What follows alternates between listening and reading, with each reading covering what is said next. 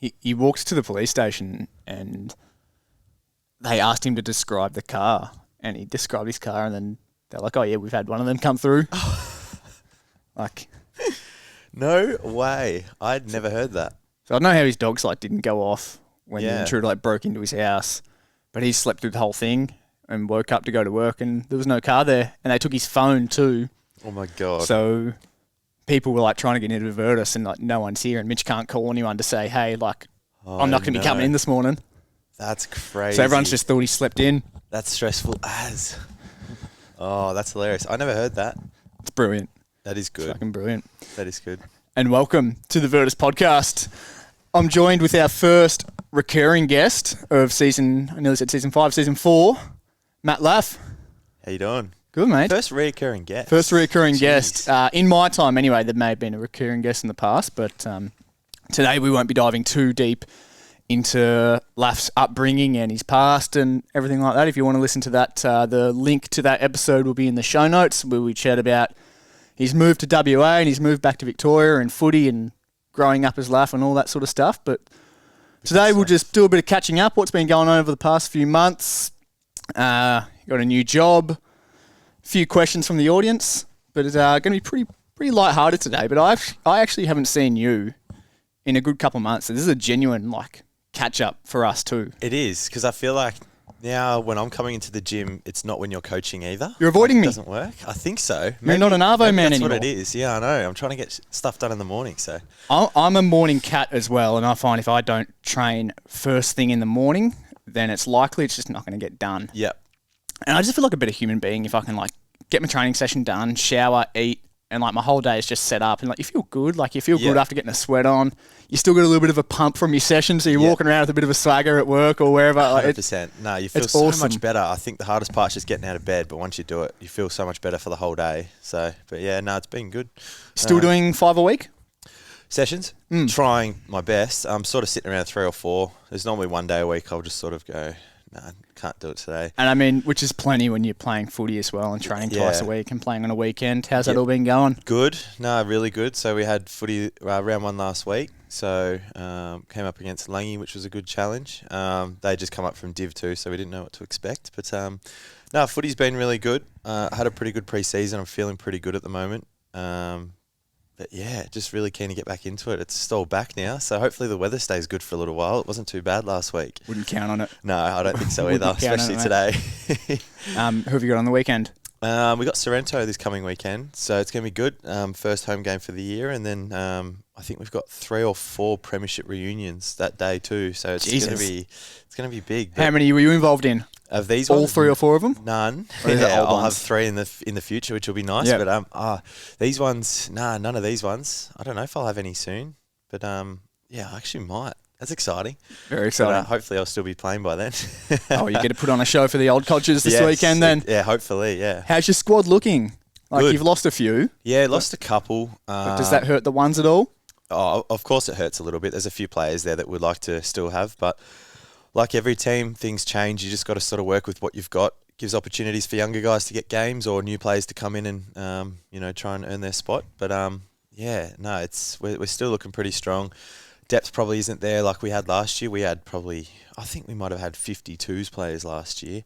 Yeah, it was huge. It was massive. So just dealing with that at the moment. But no, we're looking really good. Football and netball club, yeah. And I believe you're the only Virtus member that plays for YC to not be currently on the injury list. Is that true? I'm actually a little bit... No, I'm not injured at the moment. Locke Wallace, calf. Yeah. Harry Lane, shoulder. Kai Whitford, shoulder. Yeah, well, there you go. Unless I'm missing anybody. You basically become a rehab centre. Yeah, mate. Seriously. Oh, that's funny. Oh, actually, it's quite funny because I had a flared-up tendon in my hip, so you can almost put me in that category, but I'm feeling good. Touch wood, we'll be okay. We'll be okay, yeah. What else has been happening in your life outside of football and Virtus? Obviously, I moved back, 6 weeks ago. So just settling back into life here. Back at the plant nursery that I used to work at, which has been on and off for a while, but took on a 2IC role there, which has been great. Working under our head grower, which has been awesome. That's sick. So what do your roles and responsibilities look like as a 2IC? Pretty much take the load off him. So he's in charge of 3 different sections of the nursery, and he pretty much just needs me to help him take care of essentially just part of the outside area, which we just call the growing team. So we take care of all the plants, whether it's the watering, the feeding, moving plants around. So pretty much he'll get jobs for me, and I can pretty much delegate jobs and make sure everything runs smoothly and stuff gets done the way it should. Make sure you don't do the shit ones. Yes, exactly. Hand them all out. So, Good. but no, that's been really good, and doing a bit of work with Speak and Share coming up, which is really, really exciting. That's awesome. And then footy and stuff too. So it's sort of like before going to WA, I'm doing similar things, but taking a massive step forward with them all. So it's been good. That's awesome with your Speak and Share stuff. I remember last time we caught up, we got lunch like maybe a month or so ago.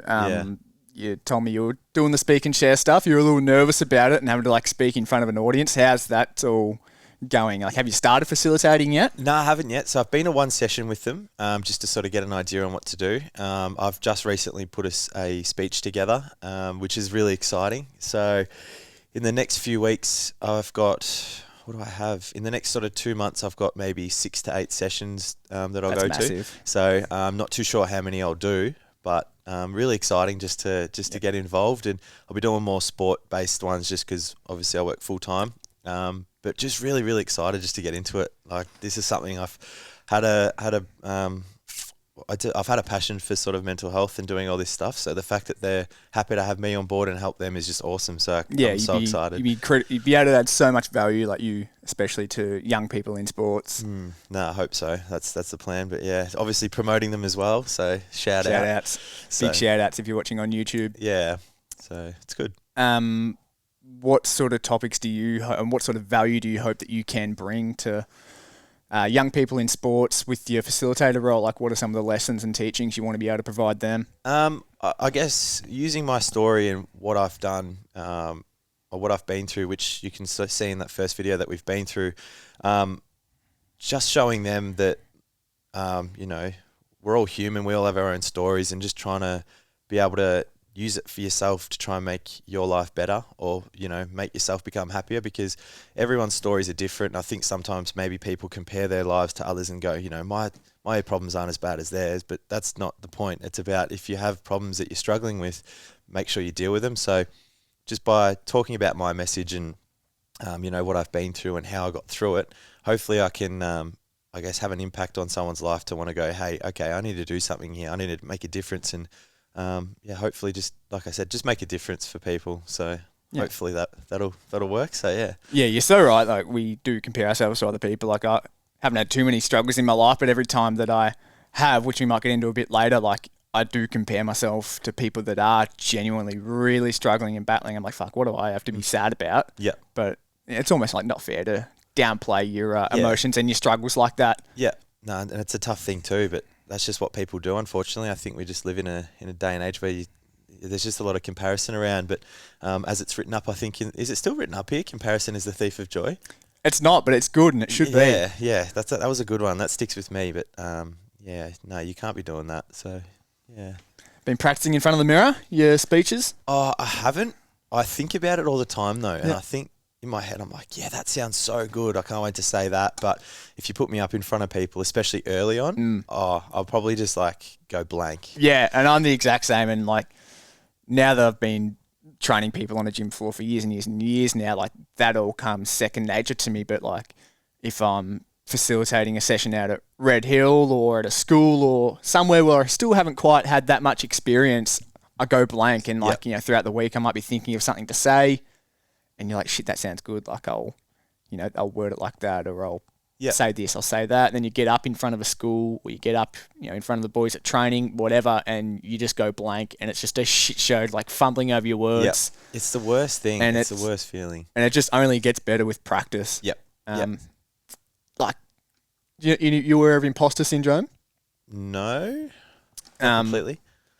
It's essentially like, you're in a role, like this isn't true for me, but for example, if I was working here at Virtus and didn't feel like I was good enough to work at Virtus, like that'd be imposter syndrome. Yep. And like, I saw a really good take on it the other day. It's like, maybe you don't have imposter syndrome. Maybe you actually just need to practice more at what you're doing. Yeah. Okay. Interesting. Yeah. Makes sense. It does make sense. Self-doubt. What'd you say? Self-doubt is the thief of all joy. Well, you could put that in there too. Yeah. Comparison's the thief of joy. Self-doubt. It's always there. We got a question from one of our Virtus members here, Noah Oliver. Yep. I put the story out the other day. Yeah. Got a few responses. Got an interesting response, which we won't chat about. Yeah. That's a bit of a laugh. Before we get to Noah's question, do you want to just chat about the importance of checking in now that we are sort of talking about Speak and Share and the mental health side of things at the moment? I think it's massive, and I guess that comes with the stuff that Speak and Share are doing. I feel like it's not something that we do enough of. It doesn't take much just to ask someone how they are. I think it happens a lot where people ask how someone is, but there's no intention to actually know how they are. So it's about doing it the right way. It's usually quite shallow, isn't it? Like, how you going? Yeah, good. How are you? And we're all guilty of it. 100%. But I think it's about, you can do it that way just to be nice, but I think it's about noticing if something is off and just really approaching it the right way and just being like, no, like, how are you? Like, what's going on? Because once you break it down that little bit, it opens up everything. I think being vulnerable is tough, but once you do it, it's so much easier. And I think sometimes if people struggle to do that, if I asked you how you are and you're struggling, sometimes if I'm able to open up to you and maybe tell you what I'm going through, if anything, that might help you. Yeah. But I think sometimes just checking in, it makes a difference. I think it can make someone's day or even week, or, it could come at a time where it could be life-changing. So it doesn't take much to do it. Sometimes you don't need a response, but just to actually put the effort in and check in and see if someone's okay, I think it's massive. So say you've broken the walls down and someone does let you into their world and they explain what's going on, like, where to from there? Well, it's hard because I haven't done enough sort of research or learnt enough about to be able to tell people the right and wrong things. But if I was put in that situation, I'd just probably want to listen, see what they have to say, and maybe sort of just break it down a bit more and see what they think they need to do. I think to these people who are struggling, it's pretty screamingly obvious what it is that they're struggling with. I think the hardest part's making the move to make it better. But yeah, it's hard. Everyone's different, I think. But I think just talking about it's a starting point. Gets it out there. That alone would be enough weight off their shoulders just to move forward a little bit. Yeah, but sometimes all you need to be is a safe space for someone to, let you know what's going on and to just word dump. Yeah, 100%. I've probably got myself in trouble in the past of like feeling like I have to say something to make it all better, and you can't do that. Yeah. So just listening is sometimes just the best thing to do. Yeah. How are you doing? Well, really well, man. Like, at the moment, the next 6 weeks is just like a real hustle to grind and work and get myself in a position to enjoy 3 months over in Europe. Yep. But mentally, like, going really well. It's just, it's pretty monotonous, but I'm liking the monotony at the moment. It's just wake up, train, work, go to bed, repeat. How long are you going away for again? 3 months. 3 months. May 26 to August 31. It's a long time. To trek. I'm so excited to see my best friends again. Yep. It's going to be epic. That's good. You're going to miss the worst time weather-wise here in Melbourne too. I literally miss our whole winter and get the whole European summer. How good. It's just rub that into everyone. I'm sure they'll love it. Yeah. Cough it. It's going to be epic. Yeah, I love it. I won't miss any of the Tigers final series, which would be awesome. Yeah, well, I mean, the way it's going, that's true. It's a good point. The way it's going, there won't be a final series for the Tigers. Nope. Early pre-season. Good for them. How are you? Yeah, I'm all right. It's been really good being back. Sort of just recently broken up with my girlfriend, which was pretty tough. Interesting circumstances behind it all, but it's just that's sort of been a struggle, but I've had a lot of good things going on, and it's just helped me a lot. So I think at the moment I'm sort of falling out of a good routine, a good balance, probably not prioritizing things right. Like I was a bit late today. That's not something I want to do. Is that as a result of the, drained mental energy that comes with potentially going through a breakup? I think it definitely drained me, and I think I started, like I said, prioritizing the wrong things. Stuff that did help me, but stuff that I don't want to stick around. So I just need to get back into a good rhythm. But I've been pretty self-aware with how I'm feeling and what I'm doing. I still haven't sort of worked through it yet, but I know what I need to do to take that next step. But yeah, I'm feeling a lot better now.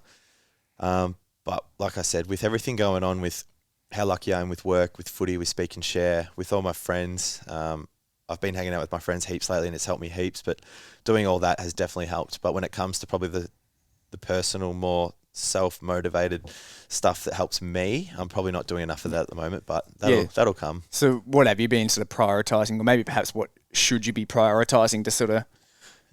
So I'm pretty good on my routines. So I like to get up early, go to the gym, or maybe sometimes sleeping, go to work, then go to the gym after. I prioritise my eating. My eating's a big one for me at the moment. But yeah, just making sure I'm training at least 4 days a week, eating really well, footy training, maybe run on the off days. Doing all that stuff is probably a priority. But at the moment, and it's not the worst thing, I'm probably prioritising seeing my friends more. And sleep as well. I normally prioritise sleep, but at the moment I've been really bad, heavily undersleeping, going to bed very late. But yeah, at the moment, just going to bed pretty late, hanging out with friends till later at night just to keep busy. And by the time I get home and go to sleep, I wake up and I feel tired. And it's just sort of a vicious cycle that I need to break out of. So I've just sort of been prioritising just seeing friends and probably not spending enough time with family or other friends as well. But at the end of the day, like it is helping me now, but it's not something that's going to be sustainable. Long term, yeah. And like I think I was the exact same when I went through my breakup a couple of years ago. Like I was so fortunate at that time that I was like living with 3 of my absolute best mates, and it was also in the middle of the second lockdown in 2020. Yeah. So that you can't like go out and do anything. Yeah. You're not going to run into the other person. Like, she lived over in Rosebud, actually. I was in Ballarat. Oh, yeah. Like, that was it. Like, so I had no choice but to just focus on myself. I'm living with, like, my best mates. Got other best mates that live, a couple of houses down. So we're all just seeing each other. Yeah. And I was so fortunate to be surrounded by good people throughout that time of my life. Yeah. Like, it was awesome. And, yeah, like, there were some negative things that come with that. Like, same as you, like the lack of sleep. You're probably drinking a little bit more than usual, not looking after your health. But it's, if anything, it's just like mentally draining. Yeah. Like a breakup. Like there was a lot of sadness in the first like week or so. Yep. But then after that, it's just like so draining. Like it's always just on your mind and in the back of your mind. And that's just like a constant little micro stressor. Yep. So like being able to be with people that were close to me and just lift me up and give me a bit of energy. Yep. Just distracting, I think, as well. Yeah, absolutely. Yeah, but then there's only so much distracting you can do before it just sort of jumps back in. But nah, I guess it's interesting. Like this is what I mean about opening up too. Like I'm hearing that you've been through the same thing, and just being able to talk to you, I can relate, I guess, and then we can talk about it and we can even help each other. Like after this, we could just sit down and have a coffee one day and we can follow up and absolutely, it's great. Like this is back on the checking in. This is why it's so important. So that's it. Yeah, next time you see a person, you can just circle back like, hey, how's that going? Yep, or exactly, or if I need help, just anything. So, but yeah, interesting time, but doing well. So yeah, what that sort of leads on to something that I find very interesting, and it's sort of I'm still trying to figure it out myself. Is valuing happiness. So for me, happiness is something that it's probably my biggest value or biggest aspiration, if you will. It's probably the most important thing to me in life is, do you reckon when you went through it, your happiness or what made you happy shifted? Or do you reckon you just steered away from it to try and cope? No, not at all. I think I was always coming back to what made me happy, and that was time with friends and family and investing in my health. Yeah.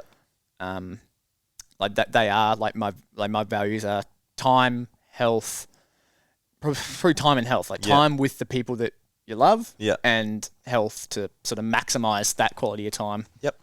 So everything really came back to that. Like I was lucky to be living in a house with my best mates and spending a lot of time with them anyway. Yep. And then sort of once that initial, 1 month.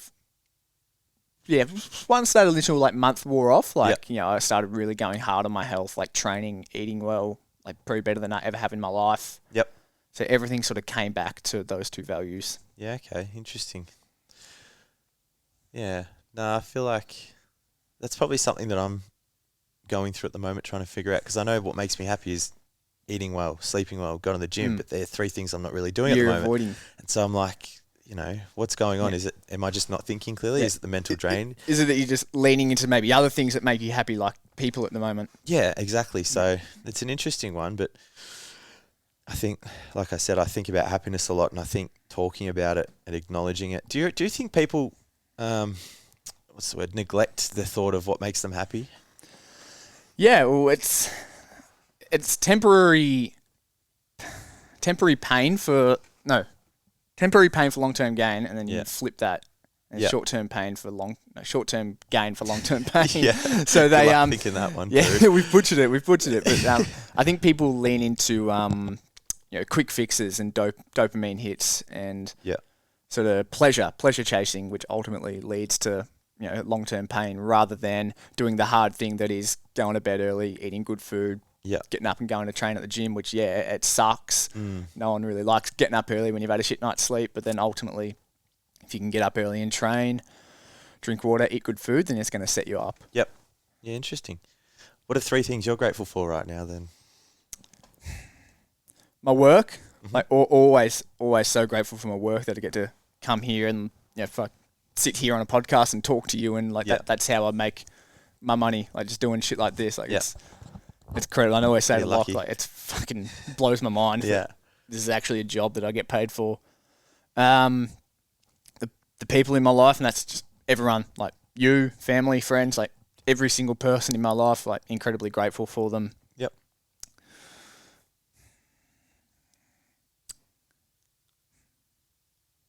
Those great two question, isn't it? Yeah. They're and the 2 ones that stick out. And I could rattle off a million, but I don't want to be generic and say, I've got a roof over my head. Yeah. And yes, I'm grateful for those things, but I always to sort of, I like to think of things that maybe others might not be grateful for. For example, big one for me is I'm so grateful for COVID. Yep. Because it's this terrible thing that a lot of people hated, and I definitely hated it at some stages, but I'm so grateful for it because I wouldn't be where I am right now. Yep. So I always try and take something that perhaps you wouldn't think you'd be grateful for and find a way to be grateful for that. Nice. Glass half full. Yeah. What about yourself? Grateful definitely for my friends at the moment, for sure. Further to that, I think the opportunities I've got in front of me are really exciting. The chance at work to take on this role that I am doing at the moment, the opportunities that Speak and Share are giving me, the opportunities with Footy, just all of that sort of stuff. It's pretty exciting. I've openly spoken about trying to get into the Fiery, so that opens up again in a few weeks. So I probably will try for that, potentially, depending on how I feel with the whole Speak and Share and my job sort of situation. Whether it's just too much or? Just whether it's too much and whether it's the right time to go for it. I feel like what I have now is really exciting, and I kind of want to roll with it for now. Just stop and smell the roses. Exactly. Yeah. So definitely grateful for the opportunities that I have at the moment. Like I said, friends and family. And I think just home. I think coming back here, I love WA. It's incredible. I'll go back for sure. But for me, just Victoria's home, Frankston's home, and this is great. So definitely grateful to be here and living here. So it is a nice part of the world. And I don't see myself ever permanently moving outside of Victoria. It's just home. I love Melbourne. I'd fucking hate to live in the city, but I love going up for a weekend and spending a few days in Melbourne, going to the footy. Yep. Yeah, you're right. It's home. Yeah, it is good. Home. It's so nice. Quickly tell us about the Fireys and what that's potentially going to look like whenever you're ready to lean into that. Yeah, so I think it opens up on the 18th, or just over a week away now. So I've sort of tried this since I was 18, on and off. I've sort of been through it, got to the end a few times. So fair to say I've got a pretty good idea on what to expect, but it's sort of a 6-month process where you do a whole lot of cognitive testing, physical testing, psychological testing. It's just got a whole range of everything. But it's a very highly demanded job. So there's a lot of people in there trying to get in. So just trying to separate yourself from everyone else is the hard part, which is actually very interesting. I couldn't imagine how hard it would be to really try and, stand out from everyone else. But especially the people that are going for those sorts of jobs are probably beasts themselves too. 100%. They'll just be genuinely good people that just have, it's hard. And that comes with the comparison side that we were talking about earlier is I think about the potential of some people who I'm coming up against who, might run a business or they might have managed a company, they might have done all these different things. But then there's me who's just worked in a plant nursery and I've just finally taken on a 2IC role. It's kind of like, Yeah. how do I expect to get in when I'm comparing myself to that? But that's not But the that's point. just the story you're telling yourself. Exactly. Like, whereas for me, looking at you, like you're 2IC. You've just started a new job at a facilitator at a massive non-for-profit mental health organisation that's blowing up. Yeah. Won a flag at YC last year, and you're looking good for this year too. Yeah. Like, that's just the story you're telling yourself. Yeah, well, that's it. It's just those negative thoughts, those intrusive thoughts. And there'd be someone that's hypothetically applying for the Fires, and they're looking at you thinking, "Shit, like he's really well set up." Yeah, well, that's it. It's perspective, I guess. Yeah. But like I said, you just got to not compare. But I think I know I probably don't have that resume that other people do. But I think if I got in there, I'd be a fantastic Fiery. I think I'd do a great job. Yeah, absolutely. But that's the thing. I think a lot of people think that too. So it's just about trying to get in there. But yeah, that opens up soon, and it's pretty exciting. But like I said, I'll weigh up whether it's worth doing now with all the speak and share stuff and the nursery stuff and all of that sort of stuff. But yeah, it's pretty exciting. That comes with the opportunity side. There's just so much going on at the moment. I'm loving it. So it's stressful but exciting. It's a really good place to be in. Yeah. For sure. That's sort of a little good segue into a question I got from Steph. I nearly said Steph Newen, Steph Maskill, on the gym floor earlier this morning. She wondered, where does Laf get his motivation to improve and train from? Because you're already a really incredible footballer. You're already really well established with your training. You've been doing it for years and years and years. Like, where do you still find the motivation to get better? I think it stems from the bad mental health patch I had back in 2020. But also, I think when I was in WA, when I went there, played a bit of footy, I was a little bit overweight. I was pretty underdone. I sort of took it all for granted, and I had a bit of an awakening where I put myself further forward, say 20 years, 30 years, when I'm done with footy, maybe got a family, or even on my deathbed, and I was like, am I going to be content with what I've done with myself so far? And I said, nah, there's no way. So from there, constantly thinking about that, got me into training more, got me into doing so much running, heaps of gym, focusing on footy, trying to play the highest level I can, which I did last season for a little bit, obviously cut short, but I just don't want to get to the end and have too many regrets. Like, I'm at a point now where there's so much I can do. Right now I feel like I'm in the best shape I'm in ever, and I just want to keep going. Like, I just really want to see what I can do, because I don't want to die wondering. I don't want to miss out on what could have been. Yeah, there's a great quote. I can't remember who, but it's like, it's a shame for a man to go through life without realizing the beauty and potential which his body is capable of. Exactly, and that's what it is at the moment. It all happened pretty quick. You sort of saw that after last footy season when I started getting into the running, decided to do the half marathon, decided to do the 50K. Lifting here, I never lifted 200 kilos before. Then the first day I lifted 200, I lifted 220. Like, all these things are happening, and it's so exciting. And I think it's just striving to get more. Like, you get addicted to it. You do, because like I said, once upon a time, 200 kilos off the ground sounded like the most unrealistic thing ever. Yeah. I've gone above that, and now I'm like, okay, what can I do next? What more can I do? Yeah, absolutely. And so I have these crazy goals and aspirations with my running and my fitness, with my gym, with footy even. Footy's a bit more of an iffy one, but I'd like just so many things I want to be really good at.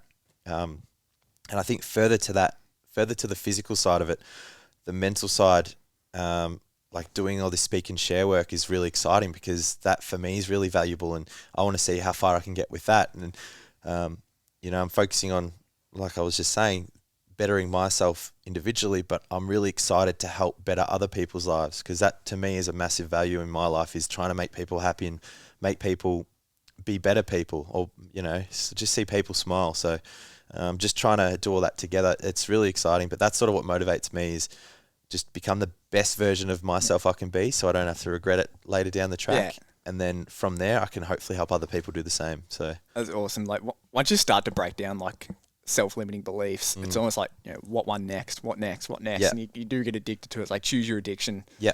Yeah. A lot of that came from Ned Brockman. It's actually quite funny, I'm wearing his jumper, but a lot of that motivation side for me came from Ned Brockman. I think for anyone that hasn't looked too far into him, I think listening to his podcast is awesome, because he's not a very unrealistic person to aspire to be like. He was just a guy that was a sparky, trained for 2 years, decided to run across Australia. He didn't train anything that was crazy.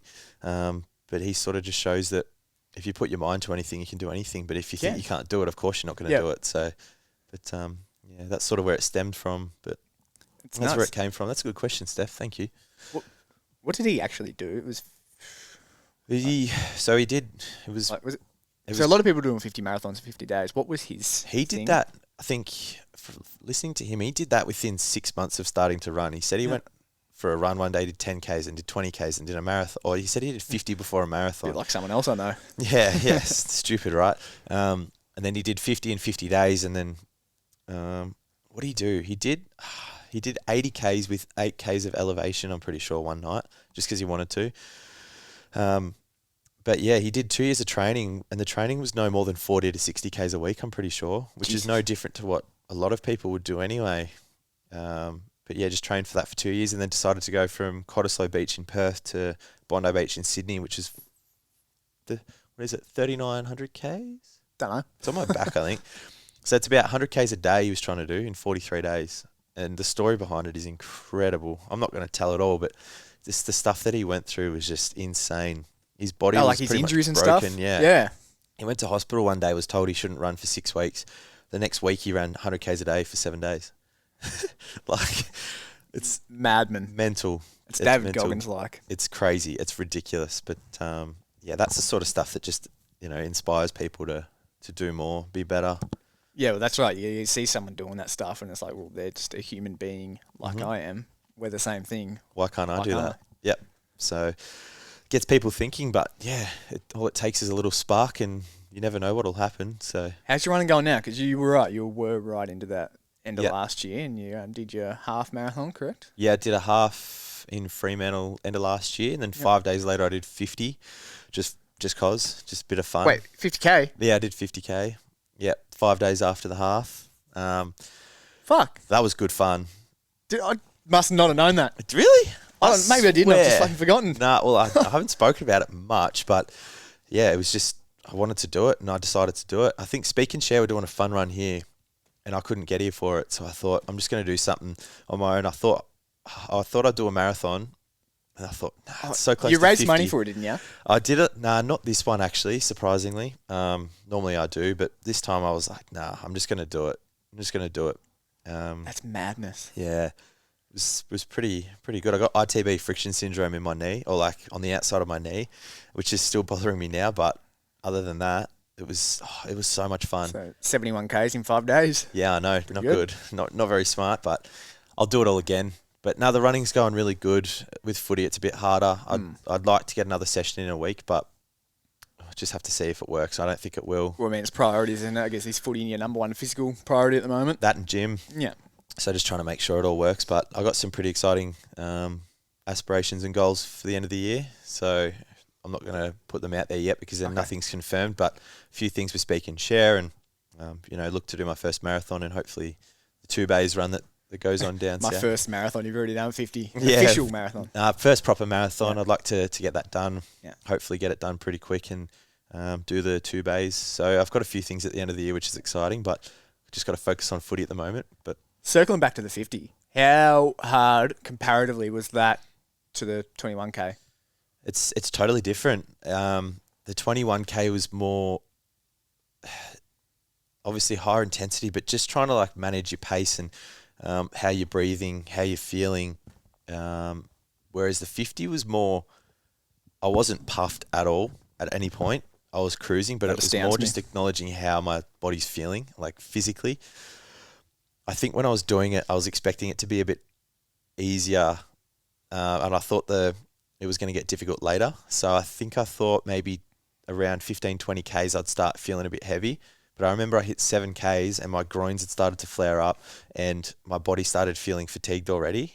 And at that point, and it was a bit of karma because after a few Ks, I'm like, oh, this is boring. I want it to get tough. Like I'm really excited for this to get really hard. Careful what you wish for. Yeah, and it happened quick. And then, I hit 7 Ks and was like, shit, I feel a bit sore here. But I wasn't running with anything. I didn't have any water. I had 2 gels, which I got through in the first 21.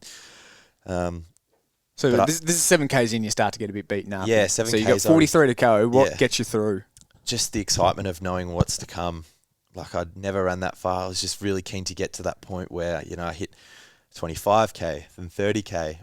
I don't know. It was just so exciting. I think the challenge of it all, it just drove me so much. But I think my first break wasn't until 23K. So I did 23Ks with no more than just a small bottle of water. I think I had 1 gel or 2 gels by that point.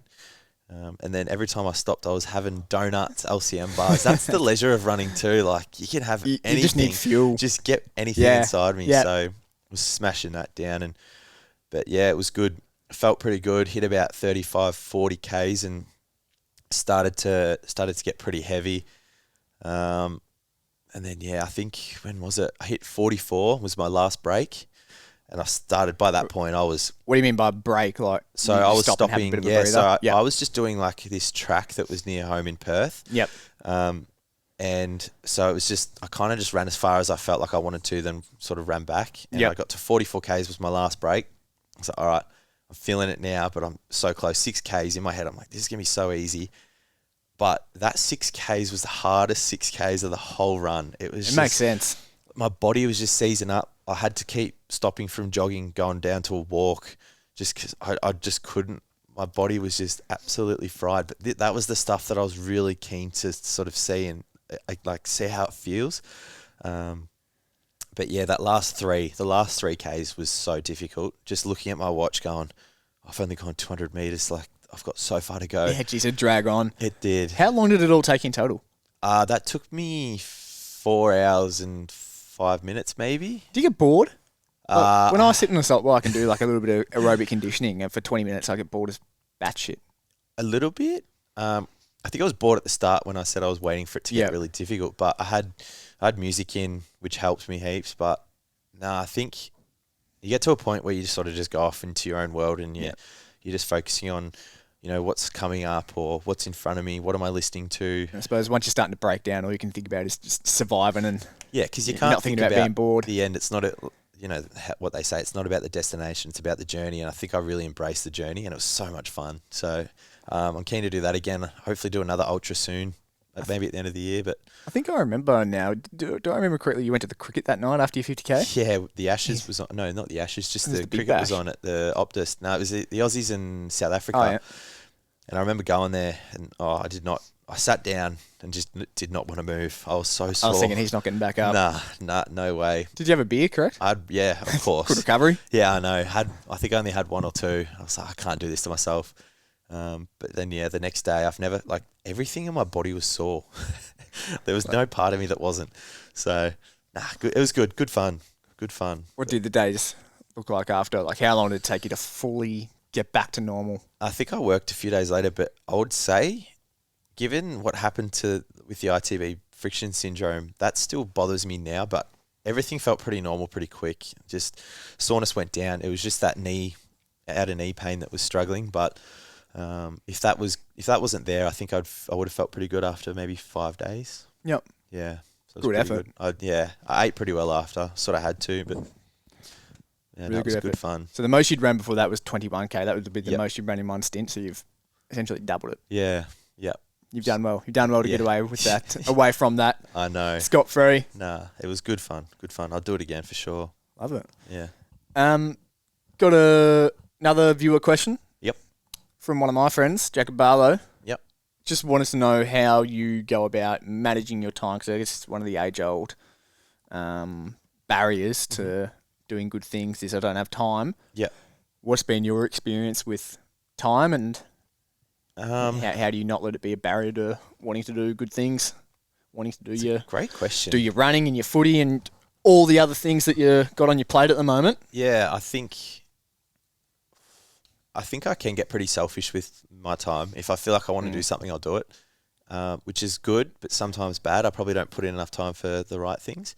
I'll get to this after you've finished answering your question, but I feel that, and I'm so incredibly selfish with my time to the point where I almost step back and think, fuck, I do need to give this person time. Yeah, give this person space. Yep, 100%. But I think at the moment, like we touched on earlier with everything that's going on, time management at the moment probably isn't great. I've got the time to do stuff, but I'm just not doing it. I'm prioritising the wrong things. You need the energy to do it.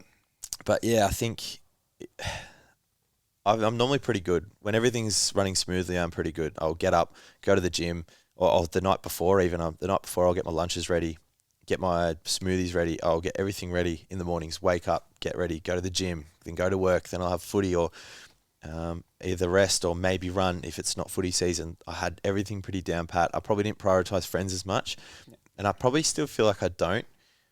But that's an interesting one because I feel like it's not that I don't need to, but I feel I don't. I'm trying to think of a way to word this without my friends going, "Oh, geez, he's a dick." But it's kind of like I feel like I can go X amount of time or like even a week or two without seeing or talking to them. But then once I see them, it feels like all normal again. And I don't know if that's a good or a bad thing. It's a great thing. But that's just how I feel. It's as long as I'm doing the right things for me, sort of thing. I've got like some of my best friends that I grew up with back home, like Christmas just been 2022. Like that was the first time I'd seen a lot of my absolute best friends from Hamilton since the last Christmas before then. And like, sometimes we go months and months and months without even messaging each other via phone. But I think for some of your truly close friends, like you don't need to be up in each other's shit all the time to know that you love each other and you care about each other. Like, and as soon as you see each other again, it's just everything's back to normal. Yeah, back to normal. So I'm pretty lucky with that. But again, I don't know how they feel. But that's just sort of me. But yeah, I think my time management's okay. I've noticed more lately that I've got more things that I want to be doing and I probably don't have the time for it. So years previous, I'd feel like I had all the time in the world, but now it's definitely different, but it's good. I'd rather be busy. Being busy is so much better than having too much time, I think. Yeah, so. It's a great place to be. I probably sometimes get too selfish with my time in that, like, if I have a shift here on the floor and it's a 6 to 11, then you better believe I'm fucking starting on 6, and as soon as that clock hits 11, I'm done. Sometimes I get a little stroppy if some people come in late to the 10 o'clock session and they're keeping me late afterwards, but sometimes I've got to give them the space and think, okay, well, why are they late? What else is going on in their life? How can I add value to their session? And Greg is incredible with his time. When I had a bit of stuff going on with my head last week, I was like laying down on the couch in the kitchen at Virtus, and he saw me laying down. He's like, "Oh yeah, a bit of a nap. I'm about to go and do the same." Like, told him about my head, and then he's like, "All right, come with me." And he spent an hour of what was going to be his nap time or his like chill time in between clients, giving me a free session. And we know how much Greg charges for a 1 hour consult. He gave me a free hour of his time that was going to be spent resting and looking after and nurturing himself. And he gave it to you. I think I've got a lot to learn from Greg. Shout out to Greg. He's a great man. He's the man. Yeah, he is the man. If I could be more like Greg, that'd be great. What is your favourite thing about Greg, just quickly? Everything. I think his knowledge. Every time when I go see him for whenever I'm injured, I think I look forward to what I'm going to learn from him. It's not just about him telling me what's wrong. It's about learning more than that. Just his knowledge is just incredible. And just his kindness, like just everything. It's so good. I love seeing him, but it sucks because I only see him when I'm injured. So it's like, we got to get him back on here on the podcast. That's a good one. I've listened to his episode a handful of times. He's just what I like. I like a lot of things about Greg, but one thing I love about him is his really soothing voice. I really appreciate a nice voice, and he can tuck me into bed and read me a bedtime story anytime he likes. There you go. It's so soothing. Keep that one in mind, Greg. Clip that shit up. Yeah, no, it's so true. I get it. He's a great man. So shout out to you, Greg. Appreciate you. Thank you. We're approaching the 45-minute mark. Before we get to the finisher, is there anything that you've brought to the table that you'd like to ask or have a chat about? Nah, I think it was nice to check in with you. It was just nice to, like I said, we haven't really seen each other much. It's been phenomenal. I think it was nice just to see what's going on. I feel like it was pretty genuine for the audience too, because we genuinely haven't seen each other for a couple of months. I forgot the camera was there for a bit, to be honest. This is a genuine just insight into us catching up, really. Yeah. No, it's been good, but nothing too much. But yeah, I just want to say thank you. So always a pleasure to have you on. We've got the finisher. I was going to ask this during the mental health check-in, but I thought I'd save it to the very end. This is from Noah Oliver. When was the last time you cried? Great question. I think would have only been a week or a week and a half ago. This was a question I got asked a lot, and I normally am not much of a cry, but through the breakup sort of happened a bit. But I'd say maybe a week or so ago. Yeah. So how about you?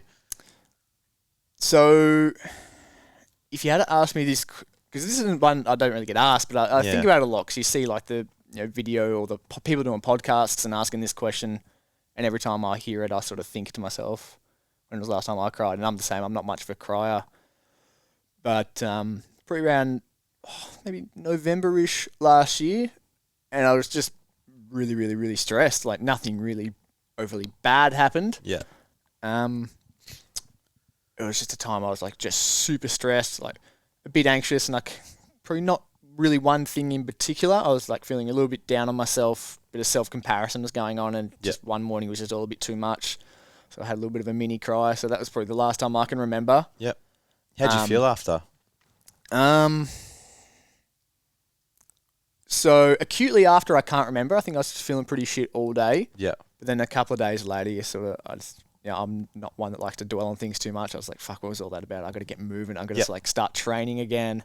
Yeah. I got to, as I said before, everything just comes back to my values of, time/people and health. So I just got to lean back into people, spending time with people I love and investing in my health. And funnily enough, everything was sort of fine again once I leant into those two things. Yep. But like before that, I couldn't tell you. Maybe my breakup a couple of years ago. Yeah. Like who knows? Interesting. Do you find it easy to open up and be vulnerable to people? I don't. You don't? No, I don't at all. Did see a psychologist for a few weeks late last year, late 2022. I guess this is actually after the cry, and I think that's what prompted it. Yep. And it took us a fair few sessions for me to actually feel comfortable enough to open up and talk. And I think a lot of it comes down to fear of judgment. And I have a really big fear and apprehension of what people think about me, and I know I shouldn't. Yeah. Like even people that I don't really care much for. Yep. Like I'm very, I don't think vain's the right word, but I do somewhat care what people think about me. That's interesting. So that's my big barrier to sharing. Like I don't want to have someone else's opinion of me changed by something that I've told them. Yep. Interesting. It's sort of, I feel like we were finishing up, but it's a good thing to talk about. I think when it comes to the whole vulnerable side and the fear of the judgment, do you ever think about maybe that if you can talk about what you're going through, someone else can maybe open up to you or they can sort of relate to you? Yeah, do you ever absolutely. Think that? Because I've had that, I probably couldn't give you an example, but I've definitely felt that when the roles have been flipped, like someone else has said something and that's made me feel comfortable enough and given me the space to then share a similar experience. Yep. Again, probably couldn't think of an example off the top of my head, but that's something that I've felt. Yep. No, that's good. Yeah, vulnerability is not easy. And even just then, like talking about the last time I cried, like one, I can't remember the details because it was a while ago, but two, like probably didn't go as in depth as I could have. Yeah. Yeah. Yeah. So it's still a barrier for me that I'm working on. There you go. You're not perfect. I thought you were. Nah, hell no. We're all not perfect, are we? But no, that's good. Good for you. You're pretty close to it though. Who, me? Perfect. Oh, I try. I didn't do my hair today. You know who is? Who? Greg Day. Oh, he is though, isn't he? He's the man. He is the man. He's going to love this. Won't be listening. He won't be listening. Won't be listening. We won't tell him about this either, because if he does, he'll come up to us and say something, hopefully. Well, then maybe we can get him on the podcast. We'll tag team him. Sounds good. Love it. Yeah. We'll end on that. All right. Well, thank you very much. Absolute pleasure to have you on, man. man. That was good. Yeah. We might make it a semi-regular thing. Do one a month. Check in. Frosty and Laughs. See what's going on. Monday fun day. Monday fun day. Frosty and Laughs.